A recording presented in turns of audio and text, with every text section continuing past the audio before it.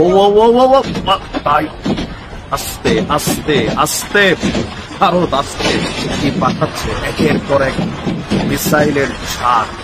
মানে আমার মনে হয় যে সংখ্যাগুলা যা দেখছেন মিনিমাম 200-250 তো হবেই, নাকি আরো কম বেশি হবে। তবে পাকিস্তানের যারা সাপোর্টার আছে বা পাকিস্তান ফলোয়ার আছেন, মন খারাপের খবর ভাই। করাচির অবস্থা 12টা বাজে গেছে।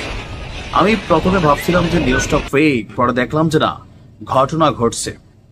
দর্শক, আপনারা যে দৃশ্য দেখেছেন এটা হচ্ছে ভারতের নৌযান থেকে, মানে যুদ্ধ জাহাজ থেকে উৎক্ষেপণকৃত একের পর এক ঝাঁকে ঝাঁকে মিসাইল উড়ে গেছে। কোথায়? টার্গেট ছিল পাকিস্তানের করাচি বন্দর, খুবই গুরুত্বপূর্ণ একটা বন্দর। ভারত পাকিস্তানের বিরুদ্ধে যে অ্যাকশনগুলো শুরু করেছে, আবার পাকিস্তান গভীর রাতে যে ঘটনা ঘটিয়েছে, এর জের ধরে ভারতের এই অ্যাকশনের জবাব পাকিস্তান কি দিবে, কতটুকু ক্ষয়ক্ষতি হলো, আর কিভাবে কি ঘটলো। আপনার গণমাধ্যমগুলো বলছে ধ্বংসের পথে অনেকটা করাচি সমুদ্র বন্দর। ভারতীয় সেনা এবং বায়ুসেনা মানে হচ্ছে বিমান বাহিনী, এবার অ্যাকশনে গিয়েছে যৌথভাবে। টার্গেট ছিল করাচির বন্দর। করাচি বন্দরে ধ্বংসযজ্ঞ শুরু করেছে, আর যেখান থেকে অভিযান চালিয়েছে সেটা হচ্ছে আরব সাগর। দর্শক, আরব সাগরে মোতায়েন আইএনএস বিক্রান্ত, ভারতের একটা নিজস্ব নৌজাহাজ। আর এই জাহাজ থেকে একের পর এক ঝাঁকে ঝাঁকে মিসাইল ছোড়া হয়েছে। করাচি বন্দরে ব্যাপক ক্ষয়ক্ষতি হয়েছে বলেও দাবি ভারতের। আপনার ভারতীয় নৌবাহিনীর আক্রমণের ফলে করাচি বন্দর সহ শহরের বিভিন্ন জায়গায় আগুন লেগে গিয়েছে।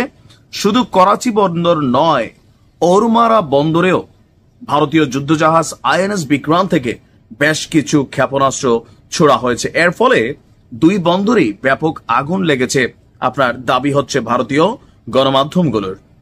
ফলে ওই এলাকার বাসিন্দাদের মধ্যে স্বাভাবিকভাবে ব্যাপক আতঙ্ক ছড়িয়েছে।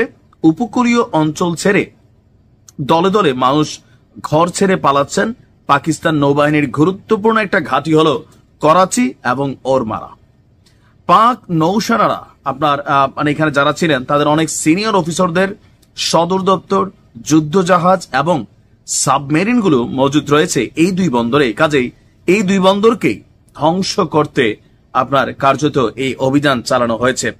এর আগে ভারতীয় আপনার বিমান বাহিনী সরাসরি হামলা চালিয়েছিল পাকিস্তানের রাজধানী ইসলামাবাদ, পেশোয়া এবং লাহোরে।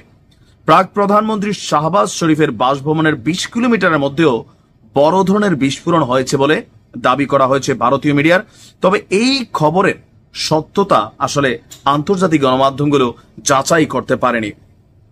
ভারতীয় সেনারা লাগাতার কামান দাগিয়েছে শিয়ালকোটের বাজওয়াত সেক্টরে। দাবি করা হচ্ছে বাজওয়াত সেক্টর থেকে ঘন ঘন কামান দাগানোর আওয়াজও নাকি পাওয়া গিয়েছে। আপনার বিনা উস্কানিতে পাকিস্তান আপনার ভারতের জম্মু, জয়সলমীর, পাঠানকোট সহ ভারতের বিভিন্ন শহরে আকাশপথে যখন এই হামলা চালালো, এরই পাল্টা জবাব হিসাবে আপনার ভারতের যুদ্ধ জাহাজ থেকে এই অভিযান পরিচালনা করা হলো। আমি যখন নিউজটি করছি তখন বাংলাদেশ সময় আনুমানিক ভোর আপনার 5টার কাছাকাছি। তবে এ পর্যন্ত বাংলাদেশের 2-1টা গণমাধ্যম ছাড়া ওইভাবে এই নিউজগুলোর সত্যতা যাচাই করা যায়নি। তবে যে ফুটেজ প্রকাশিত হয়েছে এটা সত্যি বলেই দাবি করা হচ্ছে। যেই পরিমাণ মার্চে 101টা ছেদ হয়ে যাওয়ার কথা করাচি এবং ওরমারা বন্দর, ক্ষয়ক্ষতির পরিমাণ হয়তো আমরা দিনের বেলা আস্তে আস্তে জানতে পারবো। আর পাকিস্তান এবার হয়তো জোরে সোরেই এই যুদ্ধে নামতে যাচ্ছে। কি হবে সময় বলে দেবে। ভালো থাকুন, আসসালামু আলাইকুম।